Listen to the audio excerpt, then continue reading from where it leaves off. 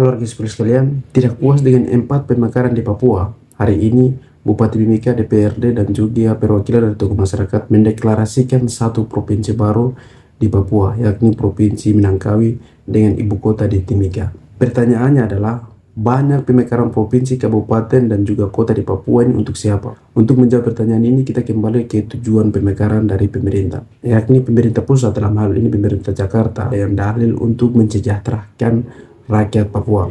Kita melihat kembali ke belakang bahwa tujuan dan syarat ketentuan bekarkan suatu wilayah. Yang pertama adalah luas wilayah, yang kedua adalah penduduk, dan yang ketiga adalah SDM atau sumber daya manusia. Luas wilayah Papua, memang Papua besar, lebih luas dari Pulau Jawa. Kemudian yang kedua, penduduk. Data statistik hari ini, jumlah orang asli Papua adalah 4,2 juta jiwa orang Papua. Dan data 4,2 juta jiwa orang Papua ini bukan murni orang asli Papua, namun ada campuran dari Amber atau non orang Papua. Jadi kita bisa prediksi atau kita bisa analisis bahwa orang asli Papua hari ini di antara 2, di atas atau 2, di bawah.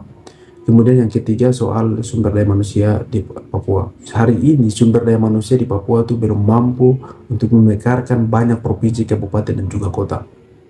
Sumber daya manusia kita terbatas hari ini. Namun pemerintah tidak melihat 3 syarat pemekaran provinsi, namun dengan ambisi besar, dengan dalil untuk mensejahterakan masyarakat Papua, kemudian mereka melakukan pemekaran provinsi banyak dan juga kabupaten dan kota. Hari ini sudah menjadi 7 provinsi Papua, belum lagi kabupaten dan juga kota. Yang seharusnya menjadi tujuan fokus pemerintah adalah penelitian LIPI sudah meneliti selama 4 tahun di Papua. Dan hasilnya dikeluarkan pada tahun 2009, ada 4 akar masalah mendasar di Papua. Yang pertama soal pelurusan sejarah politik orang Papua, dan yang kedua adalah penyelesaian pelanggaran HAM masa lalu dan sampai hari ini.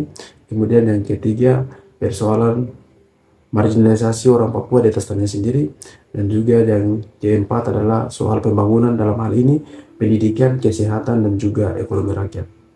Saya rasa 4 poin ini yang harus diutamakan sebelum pemekaran provinsi, kabupaten, dan juga kota. Namun pemerintah provinsi dan juga pemerintah elit-elit lokal dengan ambisi besar untuk kekuasaan, maka memekarkan banyak provinsi, kabupaten, dan juga kota tanpa melihat akar masalah dan persoalan di masyarakat. Dan saya rasa pemekaran provinsi dan kabupaten kota ini akan menimbulkan masalah baru di masyarakat. Dan hari ini terbukti bahwa sudah ada pemekaran baru di Papua, provinsi, kabupaten, dan kota, namun operasi militer itu terus terjadi, perampasan ruang hidup terus terjadi, perampasan hutan terus terjadi, dan lain sebagainya. Jadi teman-teman, persoalan pemekaran ini adalah masalah baru yang akan timbul di kalangan masyarakat Papua. Yaitu yang pertama, perpecahan antara suku-suku, perpecahan antara gunung dan pantai, perpecahan antara daerah-daerah di Papua.